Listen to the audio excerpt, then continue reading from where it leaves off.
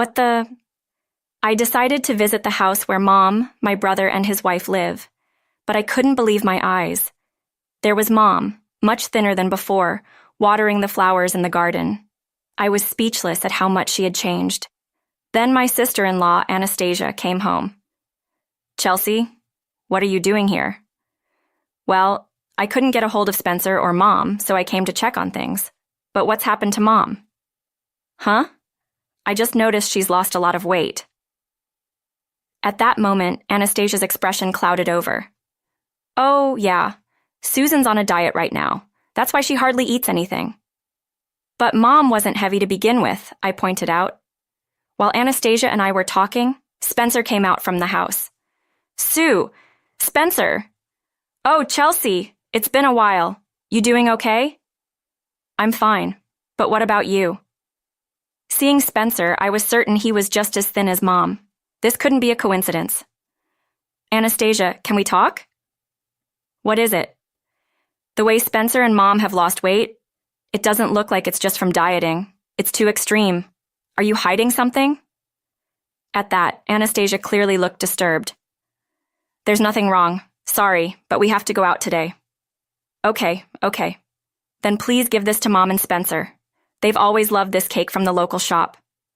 All right, I'll give it to them. I handed Anastasia the cake and left immediately. I contacted my sister Ashley to meet and discuss later. Mom and Spencer might be under some sort of control by Anastasia. I couldn't just stand by. A few days later, I met up with Ashley and explained the situation. So that's what happened. What do you think? Does that mean Anastasia isn't giving them enough food? I think so, but we don't have any proof. We can't just demand that she feeds them properly. What's the best approach here? When I asked Ashley for her opinion, she quickly replied, First, we should try to get in touch with Mom or Spencer. Maybe get Anastasia out of the house for a bit, or maybe approach Spencer at work. I thought about that, but their workplace is so close to home. What if they get seen? Spencer might get in trouble. Right. Oh, I've got it. At that moment, Ashley seemed to have an idea and looked quite pleased with herself. What is it? Why don't one of us, either you or I, take Anastasia out? Invite her out for lunch or something and take her away from the house. Can we really do that? I was skeptical, but Ashley seemed confident. If you're so sure, then I'll do it. No, I'll do it. Chelsea, you're better at talking to Spencer and Mom. They probably don't want to worry you. If they start worrying, we can't help them. All right, let's do it your way. And so we sisters decided to execute our plan. We didn't know if it would work, but we had to try for Mom and Spencer. I hoped it would be successful. Thinking that, we executed the plan. Ashley managed to make a lunch appointment with Anastasia. However, Anastasia said she could only stay for an hour, seemingly eager to return home quickly. It was the weekend, so Spencer and Mom were both likely at home. She must be anxious leaving them alone. While Ashley was out with Anastasia, I visited Spencer's house. Mom answered the door. Oh, Chelsea, what brings you here? Is Spencer here? Yes. I entered the house, and the three of us began to talk. We don't have much time, so let's get straight to the point. The reason you two are so thin, is it because of Anastasia? As soon as I said this, they both visibly reacted, especially Spencer, who couldn't meet my eyes, almost confirming my suspicions. They didn't seem to have any physical injuries, suggesting they were being mentally pressured, but neither of them wanted to admit they needed help or discuss what was happening. Instead, they said something shocking. I've been overeating since starting my current job. Anastasia's been helping me cut back. Nothing terrible is happening, Chelsea. Do you really believe that? Don't joke with me. Anyone can see that this isn't just cutting back. Can't you see how much Mom has changed? She used to have such a good figure, and now she's so thin. As I pressed Spencer, Mom intervened. Don't be too hard on Spencer. He's not allowed to say anything. What do you mean? Spencer seemed off, but Mom was still somewhat coherent. She appeared to be enduring something for Spencer's sake. I took Spencer to another room, leaving Mom and I to talk. It's Anastasia's fault, I knew it. What exactly is she doing to you and Spencer? Then Mom became silent for a moment before beginning to speak as if she'd made a decision. Now, Anastasia controls all the money, but she barely gives us enough to cover our expenses. She only gives us about $50 for food each month. Chelsea, you cook often, so you understand how tight that is for 2 people for all meals. That's why we've become so thin.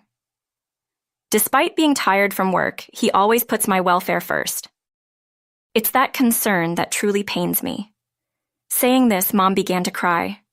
It seems Anastasia took over the finances a few months ago. Before that, Spencer managed the money. But after a mishap with a cell phone bill not being paid by direct debit and being charged fees, Anastasia declared she would handle the finances. Spencer, knowing it was just a one-time oversight, tried to object. But Anastasia's strong tone and harsh attitude silenced him. Mom, overhearing from her room, didn't intervene, thinking it was a marital issue. But that was the beginning of the nightmare. The next day, the food budget was slashed to $50, and Spencer's allowance was cut to $10. Even Mom's pension was taken away, leaving her penniless. Mom opposed this, of course, but Anastasia would scream and intimidate them until she couldn't speak anymore, initially defiant. Mom eventually stopped resisting. Spencer, being of a gentle nature, didn't confront while they ate meager mac and cheese. Anastasia dined on luxurious takeout steak. At such times, Anastasia would say, "If your loyalty to me was greater, I'd buy some for you too," always dangling the carrot. Hearing all this, I was filled with boiling rage. Her actions are inhumane. Besides, taking away Mom's pension was messed up. At the end of her story, Mom said something unexpected. "But there's a silver lining. I got to see you, Chelsea. That alone leaves me with no regrets." "What are you saying, Mom? The fight starts now. You think my visit was a coincidence?" "No, I came here to save you and Spencer. I won't let her have her way anymore. I'll confront her directly." "But what if Anastasia doesn't agree?" "That doesn't matter. I'll question her thoroughly." At that moment, I was anything but calm. Seeing my family hurts me more than my own pain. That's why I couldn't forgive her. Anastasia, who has broken Spencer and driven Mom to the brink. I was supposed to discuss the situation with Ashley and then decide what to do, but plans changed shortly after. I got a message from Ashley. She left the restaurant about 20 minutes early. The restaurant isn't far from here. I decided to wait. I called Ashley to let her know I was confronting Anastasia right now. "What are you going to talk about now? What about the strategy planning we were going to do together?" "No need for that. I can't forgive her." As we were talking, Anastasia arrived. I hung up the phone and waited for her to enter the house. Then I heard the front door open and footsteps approaching. "Chelsea?" "Hello, Anastasia." "What are you doing here?" "Maybe I'm here because I've heard what you've done to them. Or perhaps it's about the money you're hoarding. Which do you think?" Anastasia's expression was more serious than ever. "Even if you say which, Chelsea, you might be misunderstanding something. I'm not misusing Susan's pension." "Oh, did I mention the pension? I was talking about hoarding money. Why bring up the pension?" "Oh, whatever. You won't believe anything I say anyway." With that, Anastasia pouted like a child. "That's right. I can't believe a word you say." At that, Anastasia crossed her legs and glared at me defiantly. "I've always disliked you. Younger, yet not the least bit adorable. The feeling's mutual, huh? But you know, there's a reason for the way I treat Susan and Spencer. Do you know how much Spencer earns?" "I don't." "Barely $4,000 a month. Can you believe it? At 38. But they could live on that, right? Especially with Mom's pension?"